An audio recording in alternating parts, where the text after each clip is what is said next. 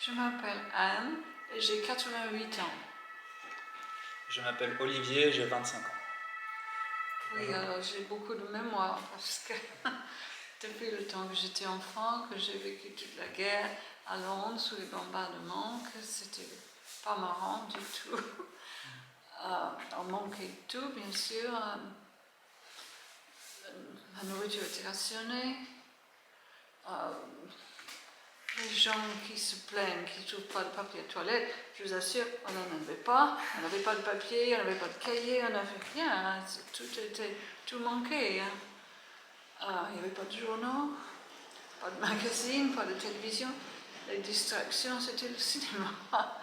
Parce qu'on allait chaque semaine au cinéma parce que les Américains nous envoyaient leurs films.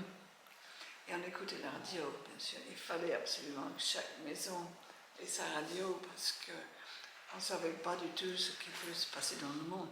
Et il y en avait des cahiers de rationnement avec des tickets. On m'a souvent posé la question, est-ce que j'avais faim?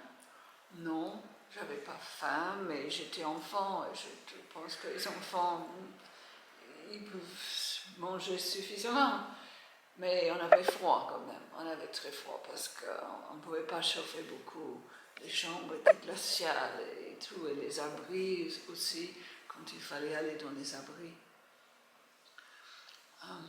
C'était des souvenirs marquants de votre enfance, ça, du coup, Moi, je le trouve rationnement. que ça a gâché toute mon enfance parce que la guerre a commencé quand j'avais 5 ans et ça a fini quand j'avais 11 ans, mais les choses manquent. Le rationnement, par exemple, a continué jusqu'à 53. Mais on augmentait.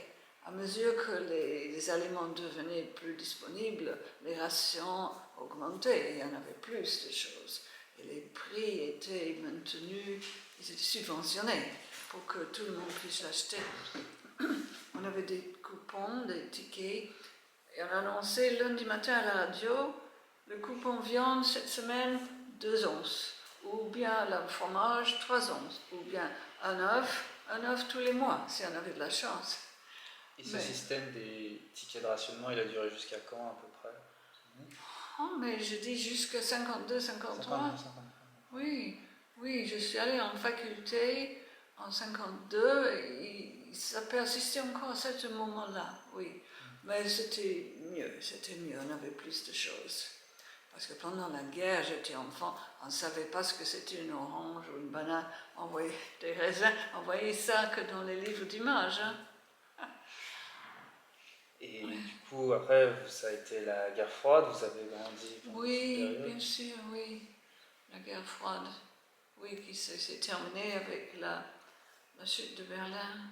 Oui, la chute du mur de Berlin. Ça a été un moment marquant pour vous? Moi, je trouve que si, parce que vraiment, ça ouvrait l'Europe pour tout le monde, en fait. Hein.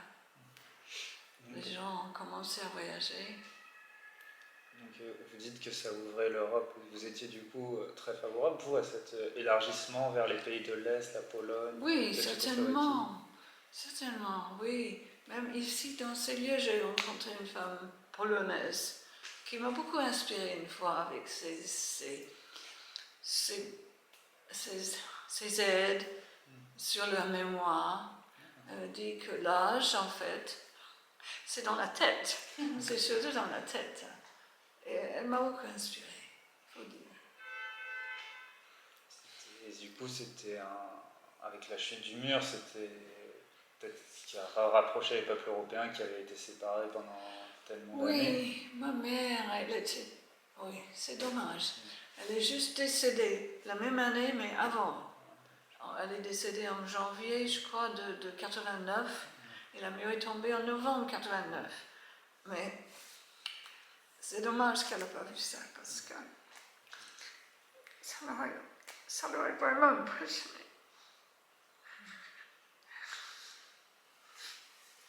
Non, je n'aime pas de penser à la guerre.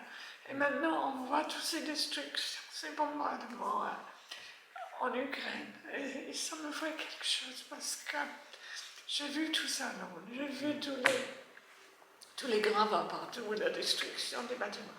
Et maintenant, Ça me rappelle tout ça. C'est vraiment trop injuste. J'ai vécu trop longtemps. Cette Europe, elle ne pourrait pas nous permettre de nous protéger, nous tous,